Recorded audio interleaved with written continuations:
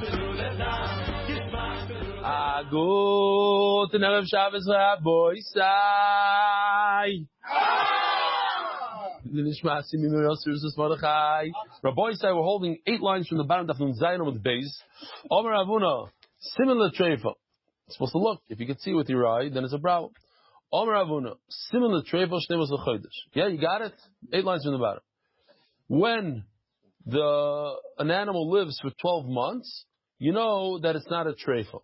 So the Gemara, this is what we're going with, this assumption, the entire Masechta, 12 months. The Gemara says, where did you get it from? Who told you about this 12 months? Meisvei, similar treifa, kol she'enu yeledis. If, in other words, you have to do the reverse. If a female animal gives birth, you should know she's not a treifa. If this animal is getting bigger and stronger, you know that she's not a treifa. If it's what's the word? Withering. Is that a good word? If it's getting skinnier and weaker, biyadua she treifa, you should know this animal is a treifa. V'ra to the balabos. Mistamik v'ra lo to the balabos. Rebbe Omer. Mistamik. Similar treifa shloshim yoyim. You wait 30 days. It could last for 3 years a treifa. Says the Gemara. So that's the yisoid really, that if an animal is a treifa, it usually won't last X amount of time. But what if it does? It doesn't make it not a treifa. It's still a treifa. It could last for 10 years, but it's a treifa. You're not allowed to eat it. Says the Gemara, this shita of 12 months is actually machlokes Tanoim Desanya ubegogoy sheyesh bo nekev echad aroich. I'll remind you the picture that was from Kol HaLashon. This picture, Kol HaLashon, who gave us reshus to use all their pictures. So if there's a hole in a skull the size of a drill bit, whatever size that is, it's strafe. So if you have a bunch of little holes that together they add up to the drill bit, or it's a long one, a lot of small ones, they combine to make one drill bit.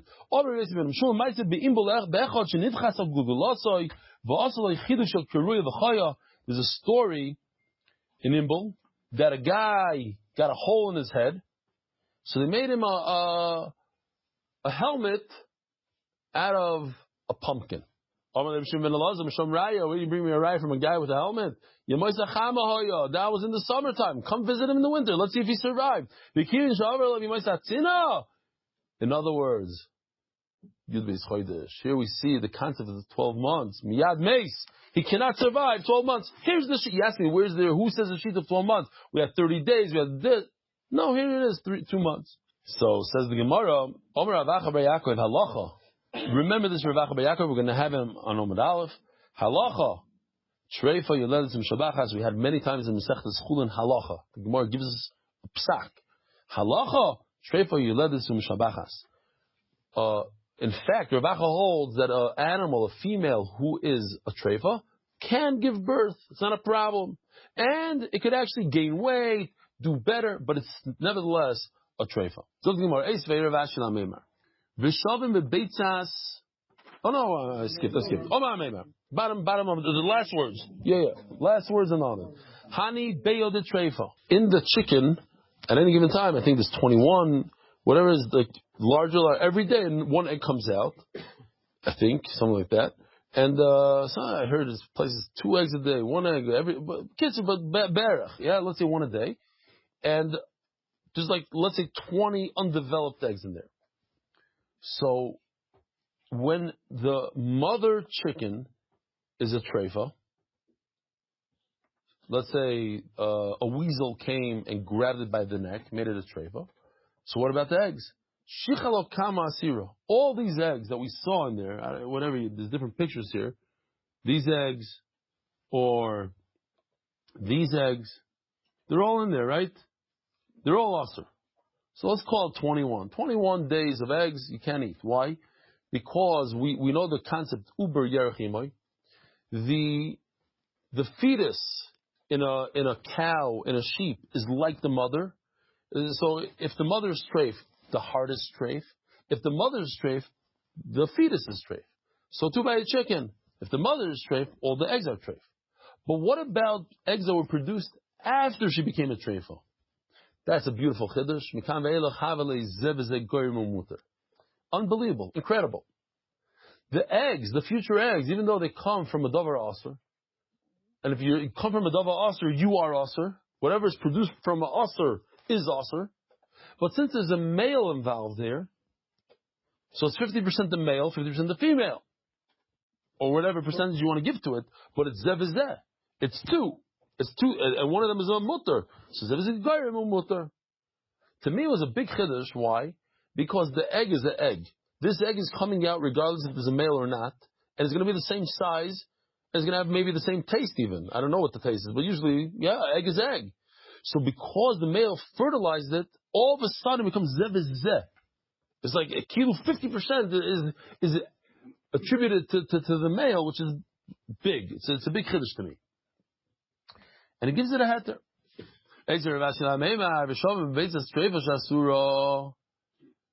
We're going to see later, it says in the Brisa that everybody agrees the egg of a treifa is also why? What does godla, anybody that speaks Hebrew, mean? It grew up in Isser. In other words, it developed in Isser. So what do you see? You see that even though you have a male, and zev is a goyim, it's still aser. It says it grew up in Isser. It says no. What happened was it the Safta Mahara. It's not. There was no male involved. That's when a chicken lays an egg without a male from the heat of the earth. In other words, just laid an egg like today in all the egg factories. What do you mean? There's no males. They tried Adrab. They don't want a male there. It's better if no male.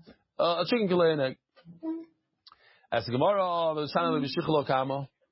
we said the first words on the summit that when the first batch of eggs, the 21 eggs, whatever, don't use. Why don't you say that that's what's aser? When the chicken had 21 eggs in it, then became a treifa, those are the eggs that are aser, but everything after that is mutter. Says Gemara, you're right, that's great, but it doesn't fit into the wording. In Cain Godla, the word Godla is no good. Godla means that it grew up with it. That the end. Okay, fine. So the word Godla doesn't fit in. Mashma, that it started out from scratch, and it's still aser. Elahadit nan vlad treifa. Rabbi say, listen to this Gemara. It's easy, but what's great about it, we're doing a complete chazarah to the bottom of the 20 lines of a freebie here. So if you don't get it now, you'll get it later. But kedai to learn it now. It's easy. It says Gemara. Elahadit nan. It says in the mission of vlad treifa. This is gishmak. You have a sheep that has a little baby in it. But the mother is a treifa. A lion pounced on it in the safari. And out comes a vlad. Are you allowed to use it in the Beis HaMikdash? So we have machlokes. Reb Eli Stefansky, you can't bring it to the Mizbeach. Reb Shua, you could. What's the source of the machlokes? That, so over here the Gemara is going to say that first she became treif, then she got pregnant. So what's the shaila? Since there's a male involved there, it doesn't matter. We don't care. The bottom line is the vlad is also Rabbi Shua Savar Zev is a goyim mutar. No, there's a male. 50% goes to the male, let's say. 50% the female. You can bring it to the mizbeach. Why? Because this animal, yes, it's 50% treifa, but 50% is not treifa. It's good. Ask the Gemara a bomb question. I don't understand. Why are you telling me a case about bringing this animal to the Beis HaMikdash? Here in Austria, can you eat a sheep, rib steaks, whatever it is, a cow that was a treifa, got attacked by a lion, and had offspring? That offspring, can you eat it in Austria? Nothing to do with the Beis HaMikdash. The same machlokes. Can you eat the offspring of a treifa? It's zev is goyim. You have a male involved there, maybe it's mutter. Or maybe no, I hold zev is goyim aser. But at the end of the day, it's the offspring of a treifa. Maybe it's aser. Nothing to do with the Beis HaMikdash. So the Gemara, you're 100% right. The same machlokes applies in our days without a Beis HaMikdash, and it applies in the Beis HaMikdash. I'd rather talk about Beis HaMikdash because there's an awesome chiddush here. To tell me that there's a Manda Omar that holds even though there's a problem always, if you're not going to give this animal to the ruler of your city, don't bring it to the Rebbeinu Shalom. But Rabbi Shua holds you allowed to bring it to the Beis HaMikdash. It's not a problem to bring it to the Beis HaMikdash. Even though it is, the mother is a treifa. To the Beis HaMikdash, you're allowed to bring it. Of course, you're allowed to eat it in Austria. That's the chiddush. You're right, I could have said a machloikis in Austria. I don't want to talk about it. I want to talk about it in the Beis HaMikdash. That's a much bigger chiddush. Says the Gemara, but we could say a reverse chiddush. But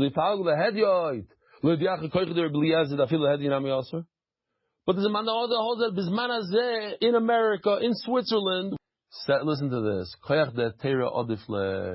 somebody to say, oh, it's awesome. Are you allowed to eat it? No, it's awesome. You allowed to do it? No, it's awesome. That's easy. Everybody could do that. I can also do that.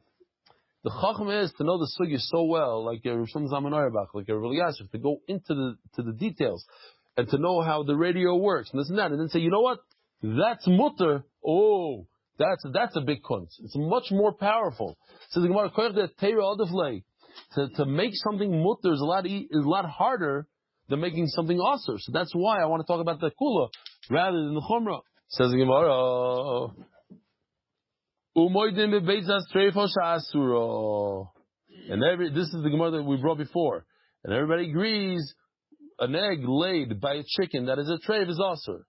But this after Ma'ara, when it came by itself without a male, the chad goyemu, when it's only the female that gave birth to this, then it's aser.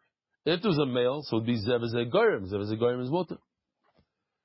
Says now we're going to repeat the whole sugya again with a few small variations, but it's basically the same back and forth. Ravacha Ravacha Bar Yaakov. I told you to remember on the bottom of Amud Beis, Ravacha over there says, Rabbi Yaakov says that a treifa, you're like this. An animal that is a treifa is possible for her to give birth. Therefore, a chicken that's a treifa, it's possible for her to lay eggs. So the sugya goes well because a treifa could lay eggs even after she's a treifa. The problem is, not the problem, but Ravina argues on that last line on Amud Beis, and he holds that an animal that's a treifa can't physically give birth. A chicken that's a treifa can't physically lay eggs. Therefore, he has to say this whole Amemar differently. That what? Same idea, but slightly different. Literally, we're going to go 20 lines now. But he sticks in the word suffix instead of treifa. You have eggs of a suffix. A weasel might have bit its head, might have not. We don't know. Suffix treifa. So what do? If it's a treifa, it cannot give birth. It can't lay eggs. So what do? The first 21 eggs in its stomach, all this stuff, here, these guys, all these eggs, you wait, you put it in the refrigerator, you wait. Ihadru ta'ano sharion. If later on she lays an egg, after 21 days, let's call it, she lays an egg, then everything became mutar l'chatchila. Why? Because how could she lay an egg if she's a treifa? From the fact that she laid an egg, that's our right, that she's not a treifa. But if she doesn't lay eggs afterwards, v'lo yasir, and then everything, the shichal al-kam, all those 21 eggs in her stomach, no good. So Rav Ashi asked the question, same thing that we had before. Everybody agrees that an egg that was laid by a treifa chicken is also. But listen to the lashon. Mipnei gadla be'isur. She had eggs after she became a treifa. Gadla be'isur. Amarlei hasam b'deshachal al-kam. No, it's talking about the eggs are already in her body. In King Gadla, the word Gadla is no good, like we said before. Gamra, let's use another word. She finished off the egg.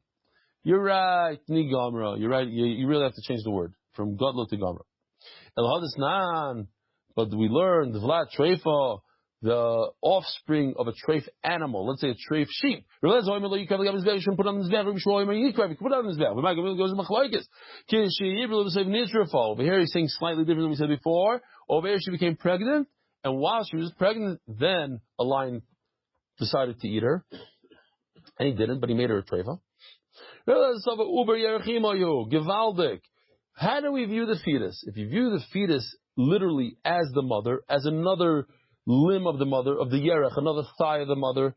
Just like if a lion attacks a sheep, so you don't say, oh, it attacked the sheep, but not its heart. It attacked the sheep, not its lungs. No, everything in the sheep is attacked, is a treifa.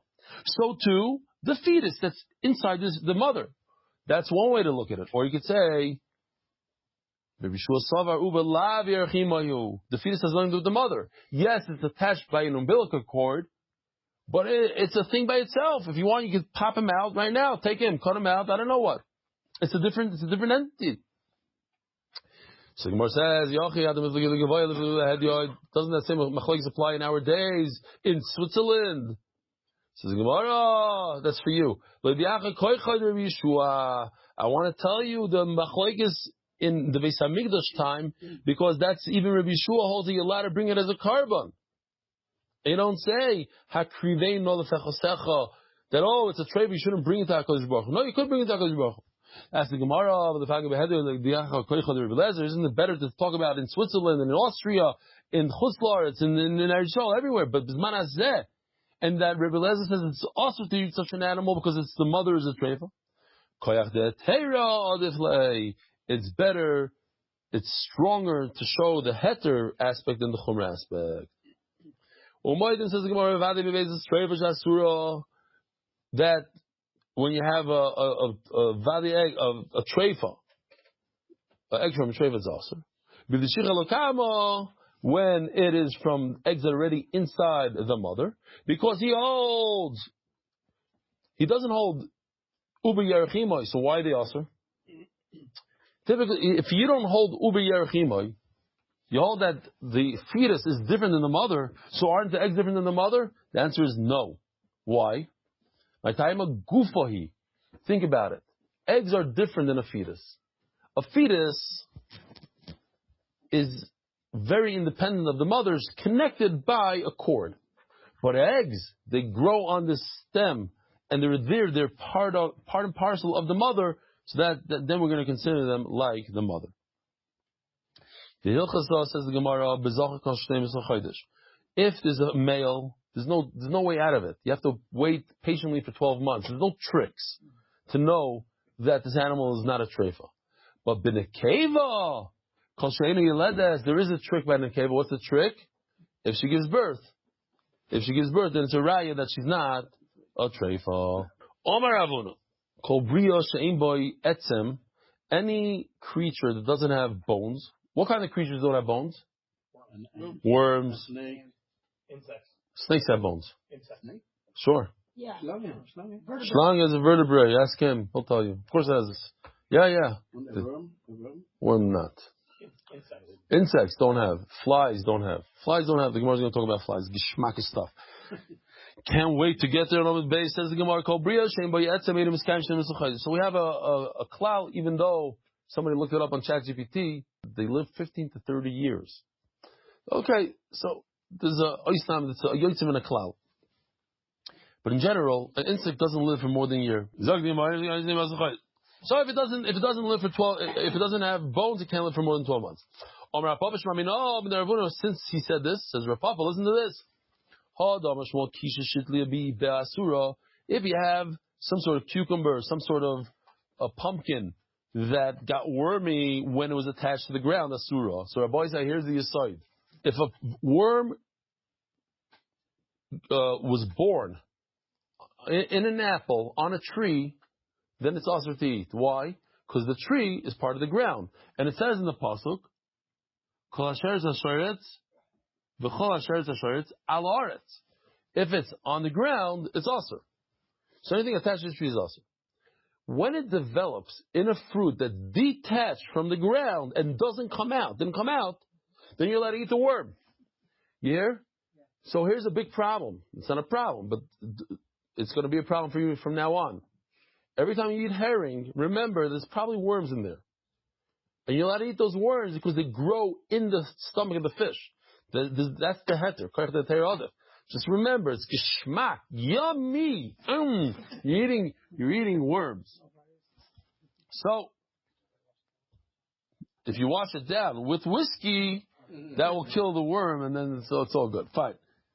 or tequila in our case. Hadar Shmuel Kisha Shitliya Bi Be'asura, says the Gemara, Hanan Tamar Dekado. Oh, so in Mela, he said that if they live more than 12 months, it's a raya, they have bones. If they don't have bones, they can't live for 12 months. So if you find worms in dates after 12 months, they're okay. Why? Because they're new. They were created, they developed after it was cut off the tree. If they were there from when they were attached to the tree, then it's ala aretz, no good. If they developed afterwards, then it's great. We have to make sure it's 12 months, because maybe you're looking at a worm that was there when it was on the tree. Now, obviously, the dead worms are also asur. Dead worms are also to eat. Says the Gemara. I love this Gemara. Omer Rav. Leis boko bar yoima. There's no mosquito that lives more than a day. It's not really a mosquito, it's some sort of type of flying insect that has a sting. A gnat, the article says gnat, this one says mosquito. Can't live more than a day. So says the Gemara, this gnat, this mosquito, v'leis didvo bat shato. You should know that a fly can't live more than a year. So Amalei Papa, what's bat shato? A year or an hour? A year. A year, that's not good. Amalei Papa Abaya. So it's interesting. Rav Papa asks Abaya a question from a saying that people say, like folklore. You know, like people say, Shav Shnei Imra, 7 years, Buksami Baka. The female mosquito rebelled against her husband for 7 years. Why? She says to him, you saw this gesunte, festige mechoizen, this Baltaiva guy, this weighs, 250, comes out of the mikvah, from the schwitz, the whole thing, puts on his chashva towel that has the name on it, and he went and he covered himself with nice cloth. You went over to him, he's all nice, hot, just came out of the Haisa mikvah, and he started sucking his blood. What's the taina? Datli. And you didn't even tell me about it. She has a tremendous taina. It's a real taina. I'm a chutzef. He's a selfish mosquito. Very, very bad. Bad guy. But she spent her entire life being upset at him. For what? For the shtos. So think about it. Her entire life, which is 1 day, or as the Gemara is going to say, 7 years, but, in dog years they call it. It's, dogs also live 100, but in dog years. 7 years, dog years. Mosquitoes also, they only live for 1 day. 7 years in mosquito years. But she spent her entire life fighting with her husband, being upset at the husband because he didn't tell her, chutzpah, he didn't tell me about that gishmaka guy from a chayza. That's the mashal here. B'leidatli. Akoponim, you hear from this, you see from this, that a mosquito lives for 7 years. There's another saying. I'll ask you a kasha saying on the saying. It says that the mosquito in its stinger, he carries 60 like coins. That's how heavy it is. I mean, the mosquito is tiny. How does it carry something that's 60 coins? It's impossible. Ella b'money to do. We're talking about in weight, mosquito weight. It's like so heavy for the mosquito. It's very large. It's a very large stinger. Mosquitoes also have this special. I'm serious. I didn't look this up, but a lot of times, I'm sure you guys try to kill flies like I do. So sometimes you get stuck in your bathroom. You take a towel, you give it a whack, and you think you got it. It's dead. It's like 3 seconds later, up, and it flies away. What's shot? Because he was unconscious. But 3 seconds for him is like 3 months for us. You go to the hospital. You're in there for 3 months. Then you come out. But him also. He was there for 3 months. You see, it's a different type of life. They have mosquito life. It's a fly life. I don't know. Not awesome. This is also a chiddush gadol to me. If we were to think about it beforehand, if an animal has 5 legs, it's a treifa. But where? I'm going to tell you right now. It's only either the front or the back. One of them is extra. It's extra. Front or back. Which one makes a treifa? So yesterday we learned that there's a difference which leg is removed, the front or the back. If the front foot, leg is removed, it's not a treifa. If the back is removed, then it is a treifa. So now, once you know that, when it comes to extra legs, it's the same exact thing. An extra leg on the back makes it a treifa. An extra leg in the front, not. What's the logic? The logic is because we have a concept in the Torah called kol yeser kenatodami. Anything extra is as if it's removed. But not stam, it itself is removed. You remove one like it. So, when we are removing, if he has one extra back leg, and we remove that plus one, so you remove the back leg. You remove the back leg, it's a treifa. But if you have extra front leg, and you remove the front leg, plus one front leg, so you went missing one front leg. What is that called? That's called the balmum, not a treifa. Says the Gemara, animal is 5 or 3. That's only because it's in the front. It's worse. Now it's not a balmum. A balmum we're allowed to eat, but a treifa we're not allowed to eat. So if it's in the back, by time kol yeser kenatodami. You hear this nam? You ever knew this? Kol yeser means kenatodami. You don't take off the one. You take the one that's similar to it also. Says the Gemara, there was an animal that had a Sanya Devi. Does the Olam remember what Sanya Devi means? Sanya Devi means the thing that even a wolf hates. What does a wolf hate to eat? One part of the animal that, I forgot what it's called, blind gut.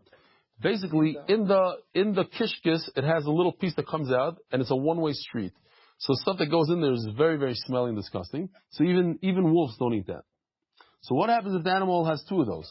So now we're going to take the same concept we just learned. 1 extra is minus 2. So it's as if he doesn't have any. It should be treifa, right? He took Ravuna's Yisoid, and he said, it's as if this animal doesn't have any Sanya Devi, and they're both, so therefore the animal is a treifa. And if they spill out into each other, like so, Kshera. Because at the end of the day, it's fine. I goofed that there's a pipe, because of Lula. Here's a great picture that Yoshi did, that it goes from the base of Kaisais. Here we go. Here. Gufta means extra pipe. Here's a pipe, right over here. There is a pipe, there is a connection between the two, but there's an extra one. So says the Gemara, I goofed that because of Lula. It went from the basic cases to the hemses, which is next to it.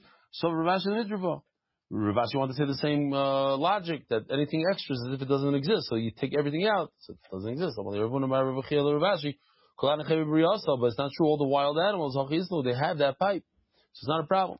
Al Gufta, there was another pipe, the Hava Ma'abro maybe Kosle Karsa, it went from the basic cases to the keres. Here we have it, right over here. You see this extra pipe right over here? It went from the basic cases to the keres. Some Ravashi Lachshuri want to say it's kosher, because we said a second ago it's kosher. You're going to use one, not a needle. Yeah, maybe a needle. You're gonna sew or do like some riga. How do you say, like like weave? You're gonna weave everything with one needle. Where we said it's kosher in one part of the animal. If it doesn't say it before, you can't just bring a rye from another part of the animal. What do we do here? Hey, Nelson, let's just do a few more minutes. Hey, Nelson, Bar Shilo. Rav Dabachai, the Tzipar of the Rebbe, Ashnei B'nei Ma'ayim Hayotzim Min HaBehema. There was 2 intestines that came out from an animal, Ke'echad, together, Sheet Reva. But in a bird, it's kosher. That they finish off in 2 different places. But if they come out from one place, we call them at ke'etzba, and they finish off like 1 finger breadth away, Kshera. It's because the intestines go back into each other and they become one again. Even if they don't combine later on. That's why it makes sense the shear of ketzba eventually they get together. Even if they don't combine, what does it mean 1 finger? The end of the line, right before it relieves itself, Over there, it should be within a finger's breadth. Rabbi Sai, have a wonderful day. Have a great Shabbos. We'll see you, Be'ez Hashem, on Motzei Shabbos. Merit the schus of spreading Torah throughout the world. Sponsor a shiur today. MDYsponsor.com or sponsor at MDYDaf.com.